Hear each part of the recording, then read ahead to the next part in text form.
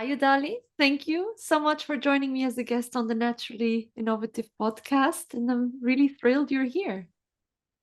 Thank you so much for having me, Jessica. I'm really excited that we are doing this in the day of that we celebrate women and people that identify themselves as female. So definitely, I'm looking forward for our chat today. Wonderful. Me too. And maybe to give people viewing, listening a little bit of context, I first learned about you and your cool work with Eco2Wallet at the F10 Demo Day in Zurich, Switzerland, earlier this Yes, year, where you won the Audience Award. So congratulations to that again. And thank you so much. yeah, I'm super pleased that we can do this for International Women's Day. So perhaps to start off and set the stage a little, can you share how you came to work at this quite unique intersection of energy and finance yourself? Yes, of course. Probably for our viewers and listeners, a little bit of context. So my name is Yodaly, like Master Yoda of Star Wars. And I'm originally from Colombia, and I've been living in the UK for maybe around 9 years, but I consider myself an earther.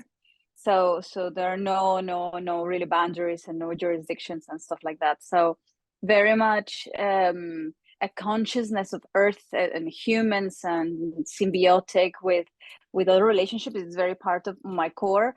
And you're right, we absolutely met thanks to this venture called Eco2Wallet, which is a sustainable fintech that aims to make each one of our daily purchases sustainable ones. And we give you immediate feedback with like a Tamagotchi, like a Pokemon that gets really happy if you make a sustainable purchase, or gets a little bit sad if you make an unsustainable purchase. So every little payment we do, it's helping the environment. And look, actually, how everything started was because my parents were a little bit hippie. I got a little bit of their hippiness, but I also studied business and finance.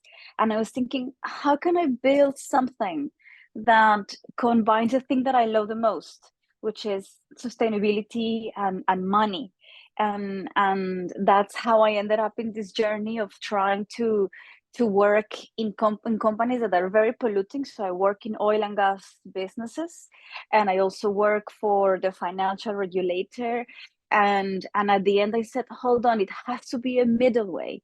It can't just be or super finance or super polluting or super renewable. It has to be something in the middle. And that's how I ended up here. That's amazing. I mean, I have so many questions now. I didn't know your parents were a bit hippie and that you drew some inspiration from that. Of course, I knew you studied business. You have two master's degrees, right, in two different domains. And I thought maybe it stems from that, your interest in both domains. So when did you realize that you were trying to combine these really hard to combine topics of capitalism or money-driven ventures and Yes, sustainability?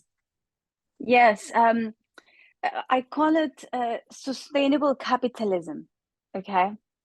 And it's a super cool concept around it's almost an oxymoron, right? Mm-hmm. Oxymoron Mm-hmm. means that the both words, they just don't combine. Sustainable capitalism, that makes no sense.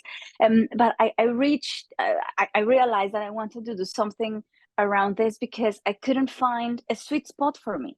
Mm-hmm. If I was the hippie one in the oil and gas companies or in the coal companies, and in the other ones I was the capitalistic one. If I was working for sustainability companies or something, I would, hey guys, we need to put finance into our services. And I could never really find my sweet spot. And I think it happens a lot, especially because before I worked for large um, uh, con- consulting firms, right? Probably one of the largest or top consulting firms in the world, and top consulting firms in property investments and stuff like that. And I couldn't really find my sweet spot, and I ended up creating it.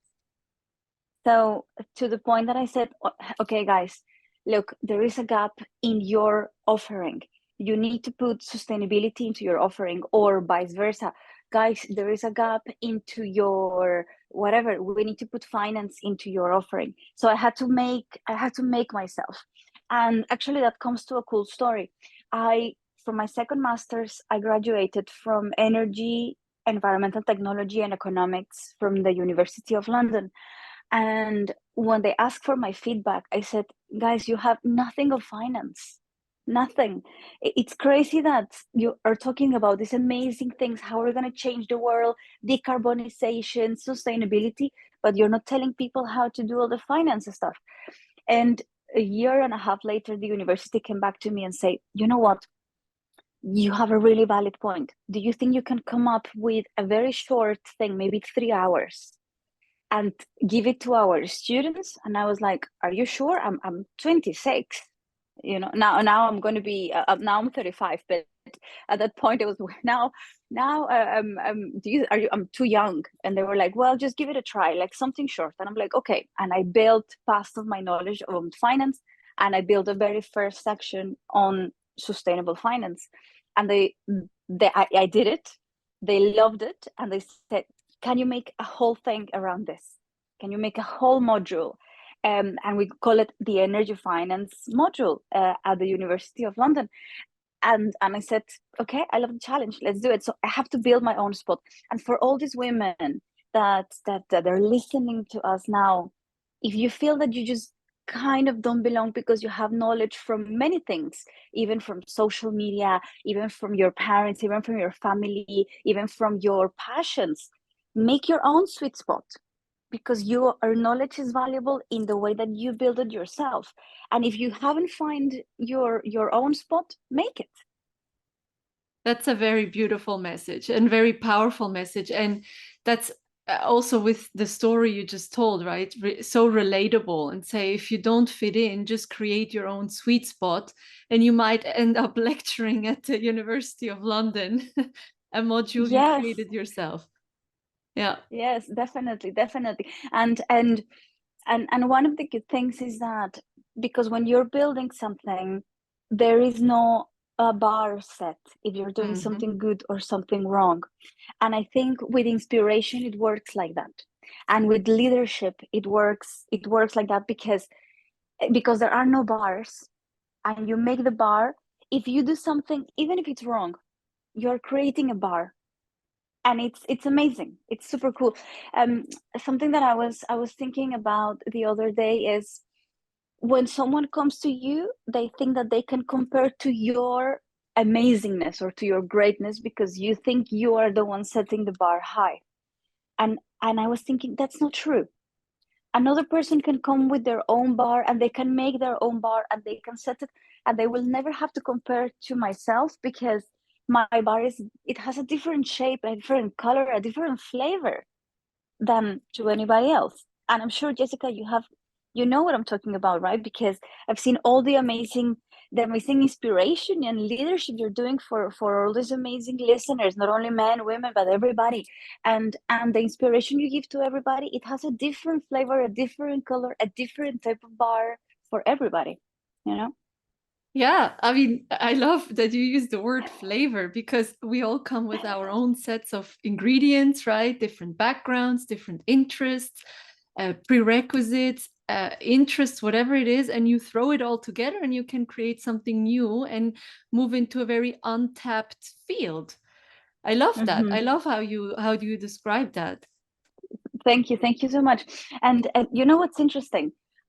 When I was back in school, back in high school even, I was very much like a library mouse, okay? And I'm being honest, and we know we're broadcasting, but proudly I was a library mouse, and it brought me to amazing, not only authors and writers and everything, but amazing friendships, other friendships that they appreciate to have a library mouse with them. or even friends where you can discuss some intellectual stuff, or people that you can discuss about different knowledge. And at the beginning, it was a bit unusual to say, maybe I'm a loner. And then with time, I realized that that's not true. You build the communities with the flavor that you want to add to it. And well, now I have different hats. So CEO of Sustainable Fintech, winner of Google and the F10, and the other one is the lecturer, and the other one is traveler, and the other one is I love tree hugging. So if you're walking with me, I'll be hugging trees everywhere. And another one is the party, right? And we have to embrace how we are, and how can we build our own personalities and build our own vocations out of the things that inspired us when we were younger. Yes, and like you just said, you're not doing it completely alone. Like you have these friendships from childhood age or from school age, and also behind Eco2Wallet, which we're going to tap to in a second, right? So you can explain more in detail what it is about and how the offering works.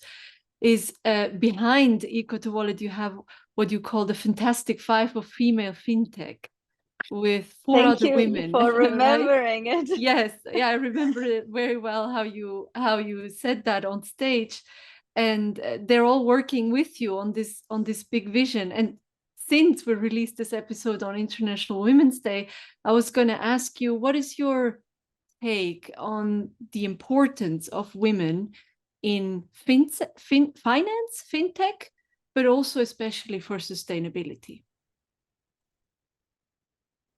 So three things that you touched are critical. The first one is creating circles that support you, right? So creating the communities that are going to help you. It can be people from your party circle. There's nothing wrong with that, but make sure that you evolve from the party to creation, to inspiration, to support, and eventually to some sort of caring, right? So the first thing is build your circles from whatever you want. Go and find them, and you have to fight for those circles. Okay, so that's the first thing. The second one that you're talking is about our Fantastic Five of female fintech. We are one of the very first sustainable fintechs across Europe. We're very proud of it, and we build a team out of different type of knowledge. Some lawyers, some they understand about technology, someone like me that knows a little bit of both, and someone that can actually have myself, I'm the CEO, and someone that can gather leadership, and someone that can take patience out of everyone, because of course you're working in teams, and even if you're male or woman or whatever, you're always going to have disagreements. So that's critical, to make sure that you have a circle that you can make each other happy without seeing each other every day. Okay. Mm-hmm. And the third part is almost around the women into financial services, which there has been a lot of things. I spoke in Barclays in the crypto club about women in blockchain technology, and one of the most beautiful things is that there has been an increase of representation about women in financial services and in technology. But the most important thing is the movement of women into board of directors. Even if they're not related to financial services or technology, just the fact that you have one woman sitting in your board, or one person that brings diversity, maybe from the LGBTQ communities, or someone from color, it's going to give a different perspective to solving problems.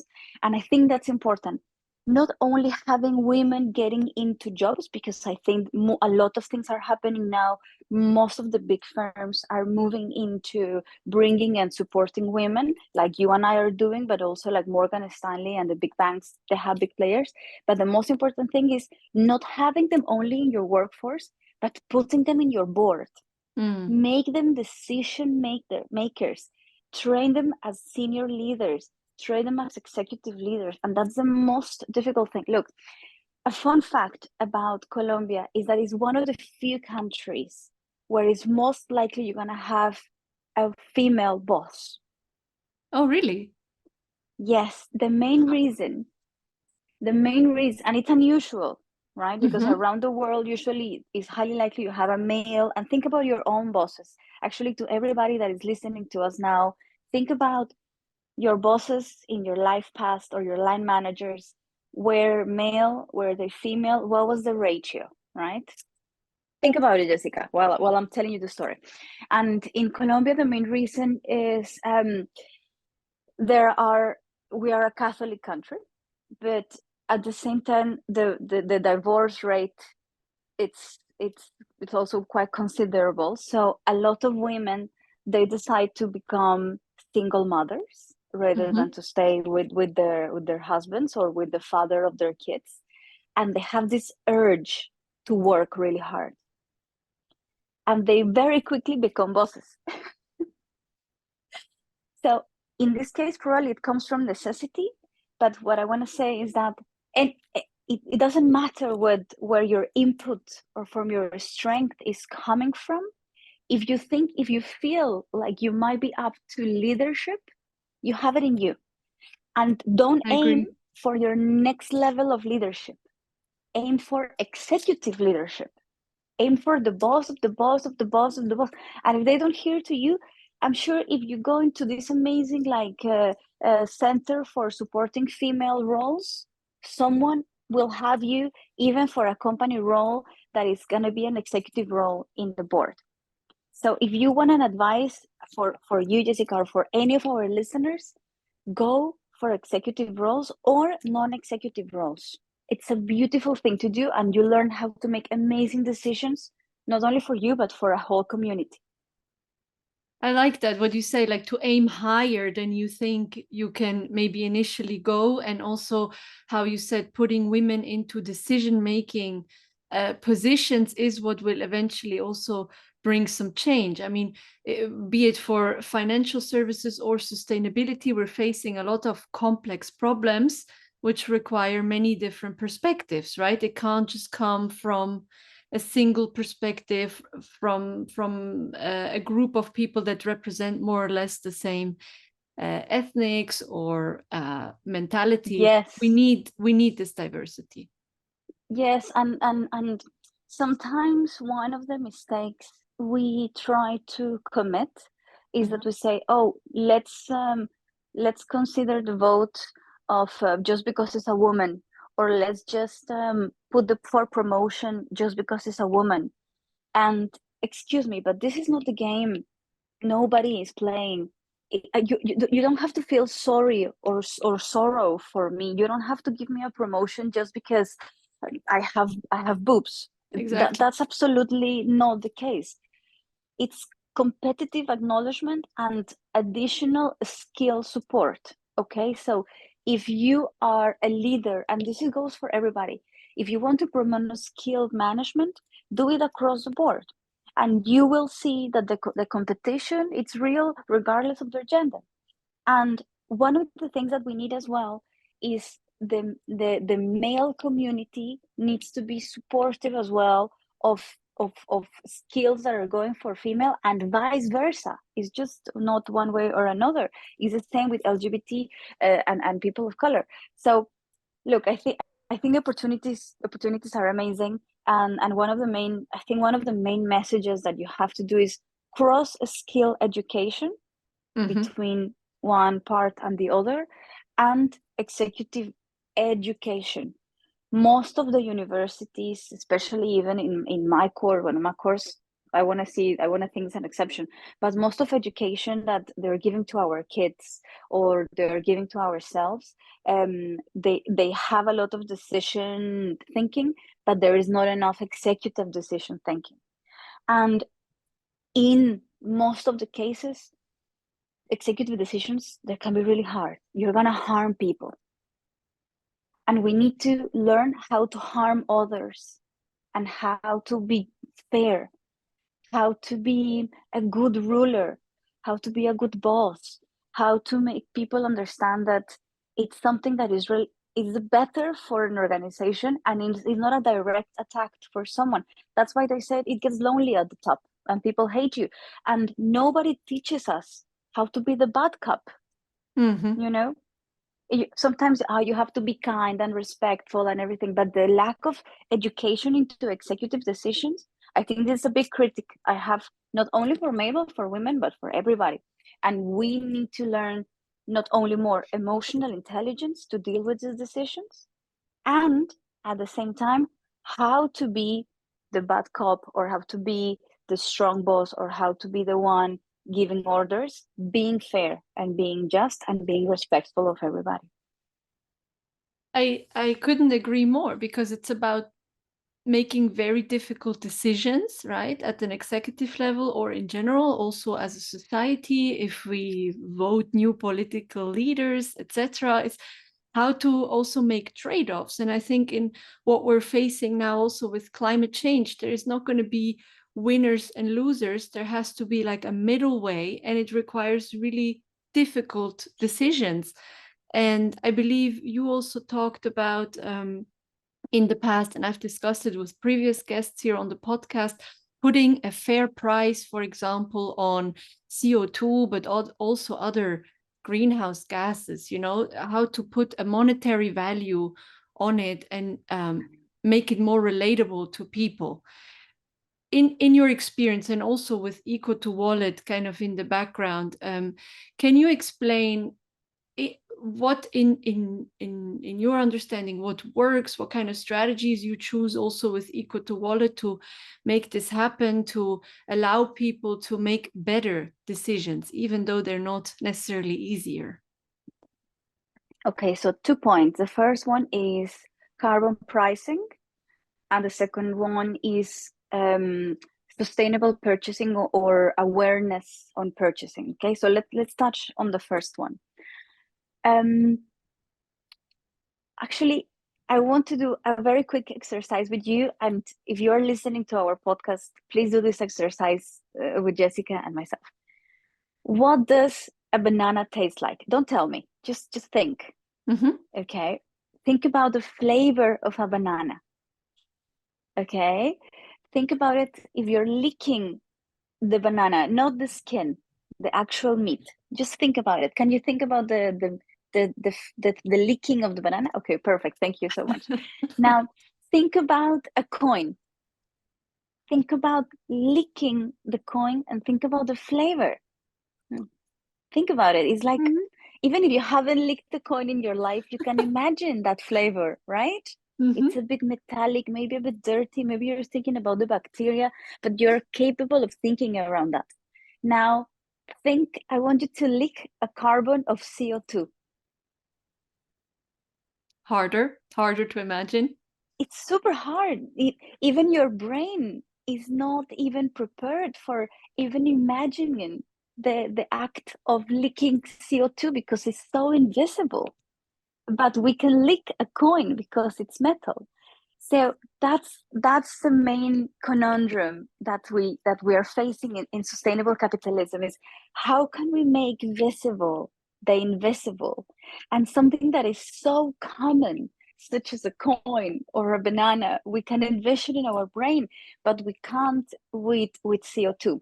So one of the first logic things to do is, hey, let's just put a pricing to it. Let's put a value to CO2, and that's the concept of carbon pricing. Maybe if we put a pound sign or a euro sign or a franc sign, maybe people will be able to understand a little bit more what a CO2 taste in semicolons like, okay? But it has been seen, and this is from an academic perspective, that certain carbon prices and carbon markets are failing, right? So this is going to be the new era for the next 10 years. And the next 20 years is saying, okay, if carbon markets, maybe they're not as successful as we thought, because maybe they're not making that much money, because that's how we evaluate success, right? Capitalistic success. We evaluate is if something is making money or profit, yes or no. In sustainable terms, is if we're actually making some sort of reduction of CO2. But because if the carbon markets are not being that successful, that means that maybe they are not working that well. So there's going to be a question mark for the next 10 years of what is actually going to come. Maybe it's not a carbon price. Maybe it's going to be a carbon price with a water price, or an equivalent price, or something that is not even, we're not going to even call it carbon. Maybe we're going to call it the guilt price. How guilty do you feel? And maybe it turns personal. And that's how we do it probably with Eco2Wallet. We manage a little bit of guilt. So our one-liner, we are a sustainable fintech with a debit card, like any other debit card. For each payment that you make, we calculate the carbon footprint of that purchase, and we plant trees to compensate for the environment. But we realize that sustainable purchasing is not about planting trees and that's it, although trees are the best, okay? But it's actually the feedback you get out of it. So we created like this Pokemon that evolves like a virtual pet that evolves inside of your banking app. And if you're paying for a bike sharing in your city, I'm in London at the moment, so if I pay for my bike sharing, the virtual pet or the Pokemon goes on a bicycle and gets really happy for the purchase. But if you're buying an Uber, then this one is going to get a little bit sad, and well, that's it. And the whole idea is give you immediate feedback. And I think when you make things personal, rather than having climate change in the Amazon, because sometimes it's hard for us to see where is the Amazon. The Amazon, I know there is a green lung of the world, but it's even hard to understand. I want to see a tree in my backyard. I wanna be able to save my tree in my street rather than going to the Amazon. So this whole idea of the immediate feedback is what helps to create this sustainable approach to sustainable purchasing from a personal perspective. And I think every time we say I love you, you expect something in return of love, because it's a very personal thing. Every time you feel guilty because you're eating too much chocolate, you expect someone that tells you, no, it's okay, you deserve it, because it's like a personal thing. And what we're aiming with Eco2Wallet is to be like the, hey, it's okay, or hey, it's bad, but you know what, we got your back. You can spend your money. It's okay. It's we're gonna save the world together. Yeah, I mean, I will share in the show notes also. I will link to your account so people can see this Pokemon. They can see also what you're talking about, because you presented on your social media. I think this notion of gamification is very important, right? Since you also target end consumers, but you also target businesses, corporates with this offering. Is that correct? Yes. So back when I was working for a large consulting firm, I had my own card expenses. And I'm pretty sure you've had, maybe if you work for them, you've had corporate expenses, or even for the listeners, think what maybe corporate expenses, maybe the train that you paid for going to a conference, or the hotel when you were having to meet a client, or a couple of beers when you have to meet a client, etc., etc. All of those, they're actually costs, corporate costs. And I was thinking, hold on, why don't we make this sustainable? Why there is not a solution that combines sustainable corporate expenses? So the company, in this case, not you as employee, but the company can trace or can track what the employees are spending in terms of environmental expenses. For something called scope 2 and scope 3, which is how you measure sustainable impact, or in this case, CO2 impact. And this is really good, because at the moment, what the companies are doing is that they are analyzing their electricity impact, their plastic, their inks, their supply chain, their commodities, if people are going to the office by train, or maybe they're sharing a car or something like that. But there is no really a way to understand what the employees are actually spending on in terms of sustainable emissions, so in terms of emissions. And that's why Eco2Business is bringing the solution for corporates. So probably if any of you listeners, or Jessica, if I take this opportunity to be a little bit cheeky, if if you know a corporate or a business or even a bakery that you think, I think they should be able to be able to track their emissions with Eco2Wallet, and at the end just pay anything, pay my beer, pay my train ticket, pay anything. Well, think about me, and let's connect to change all the corporate payments one at a time. Certainly. I mean, I couldn't really let go of the idea since I heard it from you earlier this year there on stage at F10. And I was thinking a lot about it also in preparation of today. And I was wondering, does it work in the sense of people's mindset, do their behaviors adapt? Do they become more conscious? What is your experience in that regard when you speak to your clients directly, the end consumers, or employee of big corporates? So people don't like to be nagged. Okay. People don't like scolding. People don't like the no, no, no, no, no, no. So you have to make it fun. Okay. You can't have you seen those apps that they block your phone if you use your right? And I think it's a bit Yes, I know what you aggressive. mean. It's like a time, they call it like time productivity or Mhm. something like that. I think that's quite aggressive because you feel a little bit like if your mom was telling you you have to stop using the phone. Um, and it's the same thing with someone is telling you you shouldn't buy that Uber. So you have to be really Exactly. careful in the way that you approach consumers, and that's why gamification it's a really good key to do it. Make it fun, make it easy, give good rewards. We need to work, we as Eco2Wallet, we need to work better on our type of rewards that we can offer to consumers, right? Why am I going to give you a discount on train tickets if you only drive, right? So what we have is what we need to learn better is in understanding what the customer want, personalized data, but that requires a lot of effort. So that's going to be one of our challenges for us. So in 2 words is no nagging, don't make feel bad the customer, and second is understand your customer and what they actually need. And I know it sounds like a copy paste from a business management book. Understand what your customer needs, but in actually it means from a sustainable point of view that maybe what they want is to have personalized gifts in terms of sustainable rewards. Yeah. No, I know that I was poking you a bit with that question, but I'm asking because I'm genuinely interested and because people's behavior is one of the biggest hurdles when it comes to adaptation. And it's also something we face in my startup, right? Like how to shift people's behavior.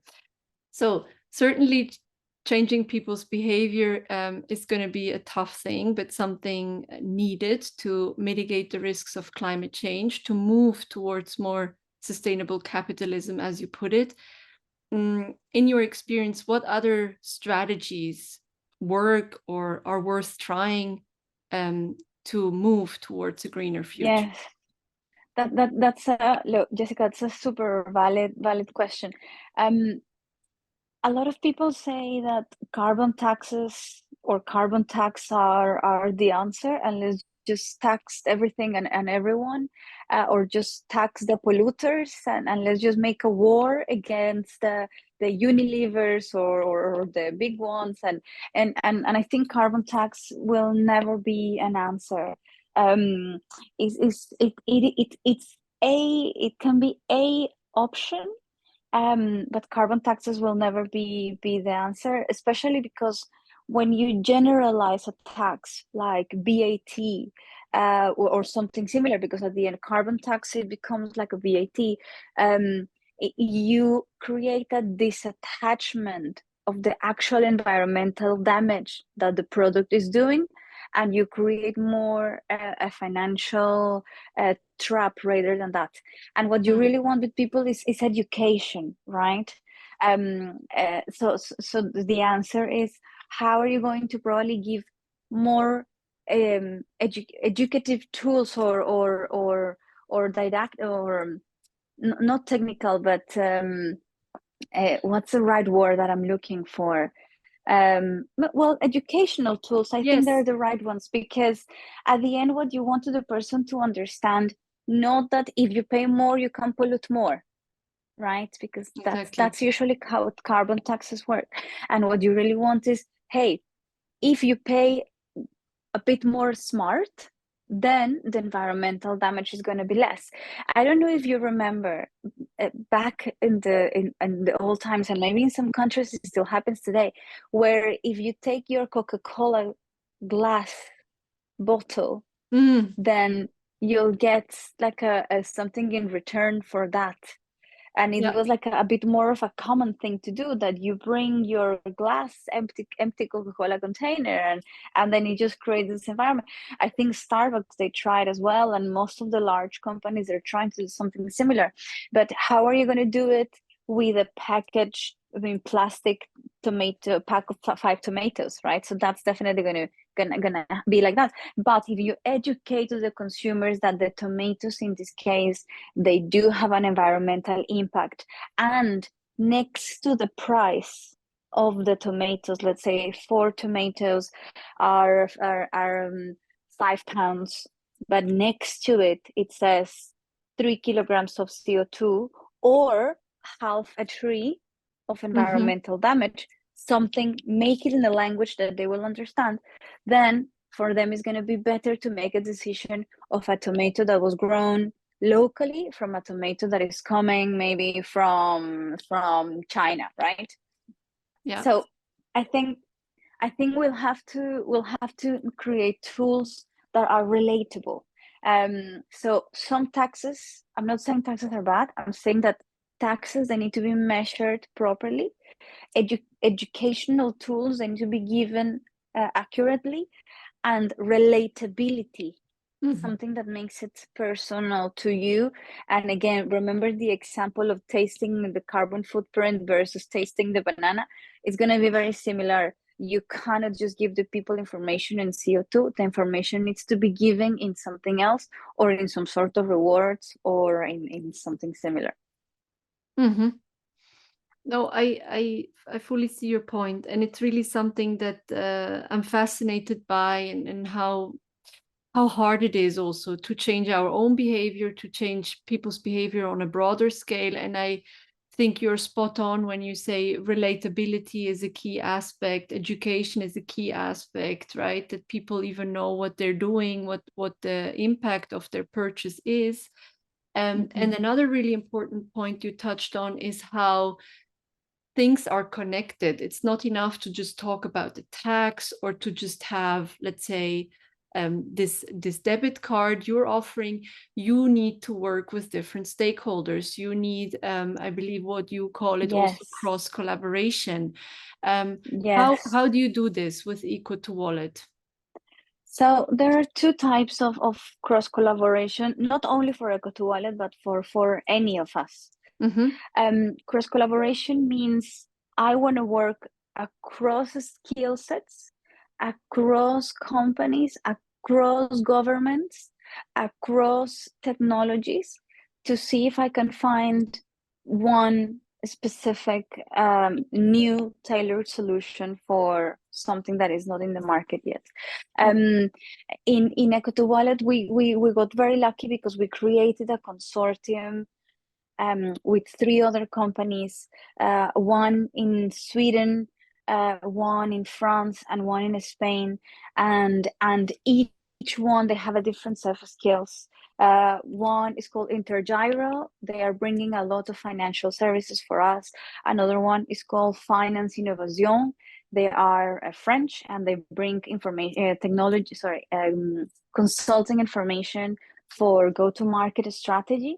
Mm-hmm. And another one is called Insomnia Consulting, Spanish as well, and they bring us a lot of information as well regarding about market and solution and product management.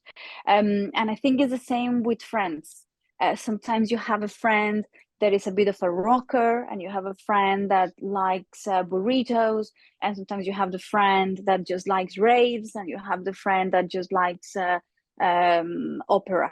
And sometimes you're thinking, well, how can I cross collaborate with them to create something new? and suddenly you create a restaurant that sells burrito, that have rock opera, and you're bringing all the friends of the other friend, and I think that's quite nice.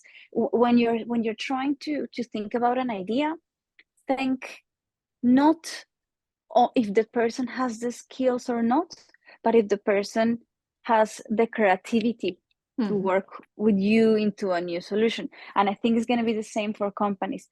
And of course, a message. If anybody of you works for the government that you're listening to us now, or if you are someone from the public entity, how can you work better from a sustainability point of view or from a financial point of view with another government, right? And maybe if you work for, let's say, something that has nothing to do with sustainability, financial crime, okay? You're thinking, how can financial crime be related to sustainability in Costa Rica? Believe me, it does. For sure. Because for sure it does. Because if you create better collaboration tools with the superintendents of finance of Costa Rica, better environments for protection can be built to the money that is not being money laundered thanks to your new financial regulation tools. So cross-country, cross-governmental, cross-entity, cross-individual, cross-companies, I think that's super important for any of us. And I have something for you, Jessica. Look, do you have your phone around you? Would you? Yes, I do. Just think about, yes? Okay, open your phone and go to your contacts. Okay, doing it now. Okay. Yes. Okay, and for everybody that is listening to us, if you're listening from your phone, well, use your imagination and remember, think about your list of contacts. But Jessica, if you have them with you, now scroll through all your contacts quickly. Okay, I'll tell you when to stop. Scroll, stop. Okay. Okay, do you have at least, can you see 5 different people in front of you in your contact list? Yeah. Do you know who they are? Do you recognize them? I know all of them, yes. Okay, perfect. So in an ideal world, my challenge for you will be to text 5 of these contacts and try to figure out if they can have something in common. And if they don't have nothing in common, it's highly likely you will be able to build something with these 5 people. Anything. I love this. A story, a joke, a night out. It's a bit of a challenge, you know? Like an innovation but that's roulette. how you create. Yes, an innovation roulette. I love it. I think, I mean, I work a lot in open innovation processes, right? And what you say is 100% true. Like I experience it so often that if you bring people from different domains, governmental, someone from a municipality, politicians, a grandmother, you know, there's this beautiful mix. And I mean to bring it back to finances and sustainability, they're very universal topics. So I believe you and Eco2Wallet, you're combining 2 very, very universal topics that are going to influence our lives probably more than we think, and more than we want, for perhaps. Sure. Yes, So, for sure. But the trick, you want to influence people's lives without they feel influence. Otherwise, people react in a bad way. Unless you are telling them, I'm going to influence you, and you are preconditioned to be influenced. But the key of social media, the key of our influence is not saying, I'm influencing you. No, it's like, I'm showing a better lifestyle. So you feel dream and you feel the longing. Oh, I long for that yacht. I long for that car. I long for it. But actually what the person is doing, and of course we don't notice, is like he's actively making an influence in you. With Eco2Wallet is the same. You don't want to be obvious on the influence on the people, but you want to educate. And education, and I think there is a very thin line between influence and education.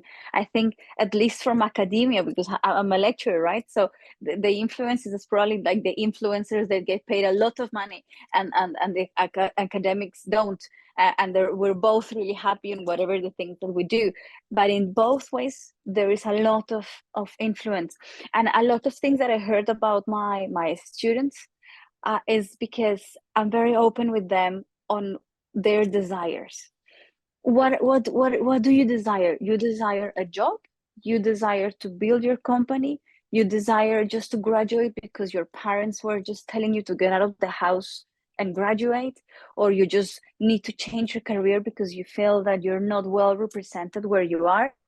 And the moment you have the right influence in people with their objectives, that's when you have the greatest outputs of them, you know. And that's the role of an influencer. A lecturer, a professor, a teacher, it's an influencer, right? But also you, Jessica, with everything that you're doing with the podcast, trying to influence women as well, it's a way of influencing without the person noticing being the influence. So I think one of the things that people need to know, and we need better knowledge around, is media management. Why am I being influenced around something? Who is telling me what to do? Who is telling me that something is good or bad?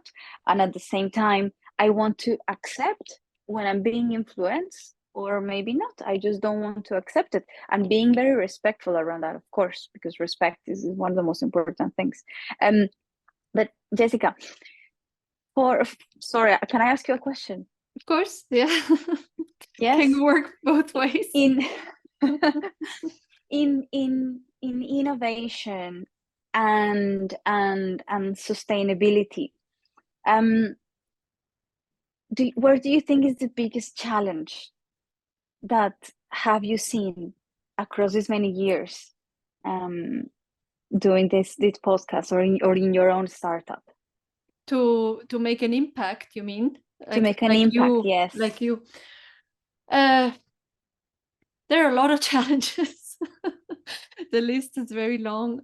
I mean, one is to work towards a common purpose and vision. I think this is something you have figured out very well with Eco2Wallet, something that also connects with people, right? That's why you won this award also in front of this audience at Google. I felt like you had this immediate connection with people and they understood what you're working towards. I'm sure the viewers and listeners of this podcast will understand immediately what you're working towards and how to become part of that.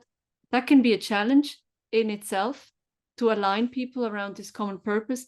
And another one is you're facing a multifaceted challenge and you just don't know from which side to attack it. And climate change, the challenge I'm working on with my team and my startup, is one of these massive challenges, if not the biggest challenge that our world faces. And where do you start? You know, where do you even begin? It can be very overwhelming, and I feel it's super important to step into action and not to get stuck. And that's why the podcast is a vehicle to inspire people, influence maybe to some degree, as you say, but mainly inspire and say, look, there are people from all over the world, just like you, who make a difference, who are what I say responsible leaders. And what can you take from that? How can you become such a person? Because the episode before yours was with Seth Godin, international best-selling author, marketing god. And he said the only thing that has ever changed the world is individual action. And that's what we need. And that is also what big innovation needs, is people who drive this change. It's not to wait for a government or someone else to do it, but to take this responsibility. And it takes ownership and it takes courage. Yes. Do you like the movie Ratatouille? I love it. So much.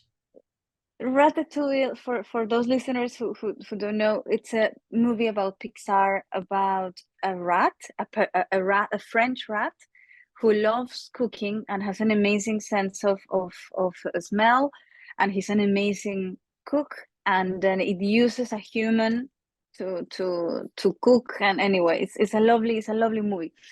And one of the phrases that the movie uses, it's actually one of my mottos, because the movie says, anybody can cook. And that's true, right? Anybody can cook, but only a few have the courage to do something remarkable. And I think that's absolutely correct. Anybody can start a company. Believe me, I know, even if it's hard, and Jessica, but actually create the passion and have the courage to take it through, or even have the courage to fail, because doesn't matter. Failure is part of success. Having the courage to fail or to win, that is one of the most harder parts, and that is when it's going to drive not only the fight against climate change, but the fight for respect, for diversity, for junction, for unifying ourselves as human beings, and treating ourselves and animals and everybody else like a one relationship. So yeah, I love this movie, and if any of the listeners haven't seen it, it's for kids, but it's for big kids. I'm a big kid. I think it's lovely. I think it's lovely. So yes, be courageous. Since you're a very big visionary and you have strong imagination, for my last question, I want to ask you, if you had a magic wand, what would be your wish for the future in regards to female leadership and the domain you're working in sustainable finance? Okay, if I had a magic wand for female leadership and sustainable finance, okay, there are two. It's like a if I had like a wish. The first one, we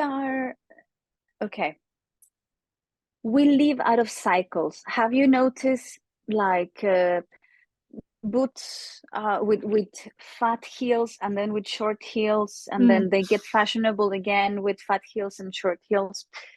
I think in history, female leadership has been overlooked. Okay, and I know you asked me for the future, but if I had a magic wand, if we had been able to recognize female leadership in the past, maybe today or in the future, we will have been way better at recognition of female leadership. An amazing example of this is if you think about the organs of our reproductive system of a woman, like the ovaries and the fallopian tubes and all of that, they were all named after men. Okay? But if you think about it, the people that understand way better the reproductive system of women are women themselves. So this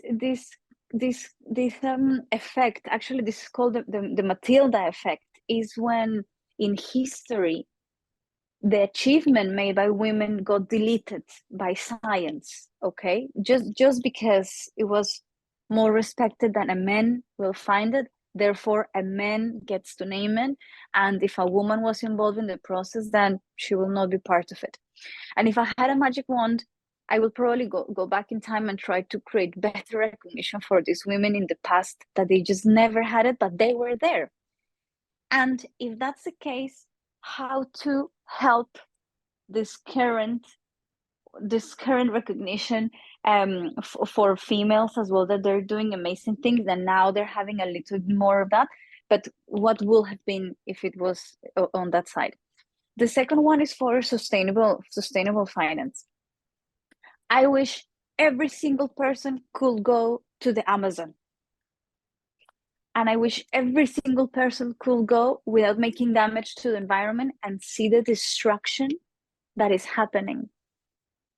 You know, when sometimes you make this, I call it poverty porn, where you see in television, like, help help this poor kid that is about to die, and you feel like, oof, I've never felt that bad. Or you go to this, when you're traveling around communities and they take you to these places just to see how locals live, and you're like, and you sleep in that bed. And I called it's poverty porn, because you go and you see and you feel terrible. And I was thinking, oof, if I had a magic wand so you can go and see how the deforestation of the Amazon is happening, then maybe you will change a little bit your mind. And then I realized that people don't like to be nagged. People like fun. Girls just want to have fun. People just want to have fun. So if I had a magic wand, yet I take them to see the destruction, because it's like 7 football fields per minute. I mean, just doing the postcards, we just burned so many trees in the Amazon. And it's horrible. But yet, if I'm able to find with this magic wand an equilibrium between, I want you to see the reality of the stuff that is happening, versus I want you to make something fun so you create a personal change, I'll take that wish. That is a great wish. And I think it would really lead to, it would be eye-opening, definitely. And I also like what you said about building a time machine, traveling to the past and changing the way female leaders are perceived now and in the future, if we give them credit for what they've been doing. Yodaly, I couldn't have asked for a better interview partner for International Women's Day than you. Thank you so very much for taking the time, for sharing your knowledge, for sharing these stories, for making us do little experiments. It was amazing. And I wish you and Eco2Wallet, your team with Eco2Wallet, nothing but the best. So thank you very much. Thank you. I have a balloon here with our brand, Eco2Wallet. So for all the listeners, thank you so much, Jessica, for having us here. We are growing. If you want to be part of our waiting list, please join our social media. Find us as eco2wallet.com.